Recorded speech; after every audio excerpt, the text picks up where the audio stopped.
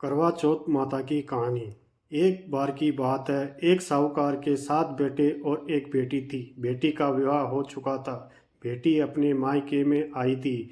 बेटी का नाम करवा था। 7 भाई अपनी इस इकलौती करवा बहन को बहुत गहरा प्रेम करते थे। अपनी बहन का पूरा ध्यान रखते हैं। जब करवा मायके में आई हुई थी तो एक दिन शाम को सभी भोजन करने के लिए बैठे। कार्तिक मास कृष्ण पक्ष की चतुर्थी थी। अतः घर में साहूकार की सभी बहुओं ने और साहूकार की बेटी करवा ने चतुर्थ चौथ का व्रत रखा हुआ था। जब साहूकार के सभी बेटे भोजन के लिए बैठे तो उन्हें अपनी बहन को भोजन करने के लिए कहा। भाइयों का भोजन करने के लिए बुलाने पर बहन ने कहा, भाई अभी चांद नहीं आया। जब चांद आ जाएगा तब मैं चांद को अर्घ देकर व्रत पूरा करने की भोजन करूंगी। करवा ने ऐसा कहने पर भाइयों को चिंता हुई कि बहन भूखी है और अभी चांद भी नहीं आया। ऐसे में 7 भाइयों में से सबसे छोटा भाई बाहर किसी दूर पेड़ पर जाकर उसमें अग्नि जलाकर उसमें एक छन्नी लगाकर बहन के पास आया और बहन को कहने लगा, देखो बहन, चांद आ गया, अब खाना खा लो। तो बहन ने अपनी भाभीियों को भी कहा, भाभी देखो चांद निकल आया, अब आप लोग भी अर्घ देकर व्रत पूरा करके भोजन कर लो। भाभीियों ने नंद करवा की बात सुनकर कहा, ननंद ये चांद तुम्हारा आया है, हमारा नहीं। ऐसा कहने के बाद यह करवा अकेली ही भोजन करने के लिए बैठ जाती है और जैसे ही भोजन का पहला ग्रास अपने मुंह में लेती है तो उसकी छींक आ जाती है। दूसरा ग्रास जब मुंह में लेती है तो बाहर निकल जाता है। इसके बाद जैसे ही भोजन का तीसरा ग्रास मुंह में लेने को रहती है तो उसी समय उसे ससुराल से न्योता आता है कि उसके पति का स्वास्थ्य बहुत खराब है। वह शीघ्र पति को देखने ससुराल आ जाती है। इसके बाद उसकी भाभी उसे सच्चाई बताती है कि उसके साथ ऐसा इसलिए हुआ क्योंकि उसने करवा चौथ का व्रत तोड़ दिया था। इसलिए भाइयों ने आग जलाकर झूठा कहा कि चांद निकल आया और उसने सच मानकर अपना व्रत तोड़ दिया। इसी कारण उसका पति बीमार हुआ। सच्चाई जानने के बाद जब करवा अपने ससुराल को जाती है और यह प्रतिज्ञा करती है कि मैं अपने पति को कुछ नहीं होने दूंगी।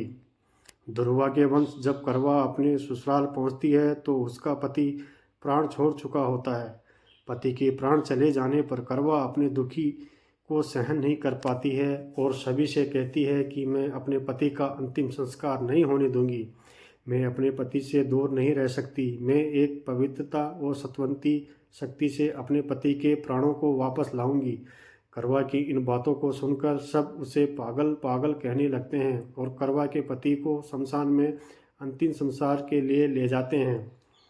करवा भी अपनी हट और पति की वियोग में शमशान में चली जाती है और वहाँ सबको अपने पति को चिता जलाने से इनकार करती है। करवा की बार बार जिद करने पर सभी पारिवारिक लोग करवा की बात मान लेते हैं और करवा के पति का अंतिम संस्कार नहीं करते हैं। सब घर चले जाते हैं। करवा अपने मृत पति को लेकर दूर कहीं एक झोपड़ी में रहने लगती है और अपने पति को जीवित करने के लिए भगवान की पूजा व्रत आदि करने लगती है। 1 साल बीत जाता है। करवा उसी दिन का इंतजार करती है जब उसने अपने मायके में चतुर्थी का व्रत तोड़ा था। 1 वर्ष बीतने के बाद जब फिर से वहीं कार्तिक मास की चौथ चतुर्थी का दिन आता है तो करवा अपने पति के प्राणों के लिए निर्जला करवा चौथ का व्रत रखती है। करवा अपने पति को पुनर्जीवित करने के लिए माँ जगदम्बा से प्रार्थना करती है कि मेरा पति के प्राणों को वापस लाइए, मुझे मेरा सुहाग वापस लौटाइए।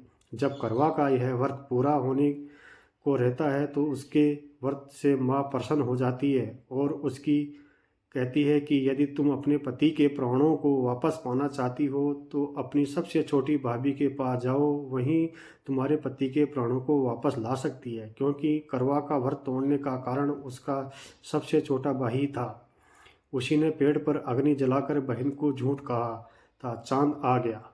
अतः करवा अपनी सबसे छोटी भाभी के पास जाती है और उसके पाँव को पकड़कर कहने लगती है कि मुझे मेरा सुहाग वापस दिला दो। बार बार कहने से करवा की भाभी अपनी छोटी अंगुली को चीरकर उसे रक्त अमृत निकालती है और करवा के पति के मुंह में डालती है। ऐसा करने पर करवा का पति जय गणेश, जय गौरी, जय गणेश, जय गौरी कहता हुआ पुनः जीवित हो जाता है। इसी प्रकार भगवान की कृपा से करवा का पति वापस आ जाता है। तब करवा माँ गौरी से प्रार्थना करती है कि हे माँ गौरी, जिस प्रकार आज अपने इस करवा को फिर से सुहागन बनाया है और चीर सुहाग का वरदान दिया है, ठीक उसी प्रकार हे माँ सभी स्त्रियों को सुहागन का वरदान मिले। दोस्तों, करवा चौथ की कहानी कैसी लगी? अगर अच्छी लगी है तो लाइक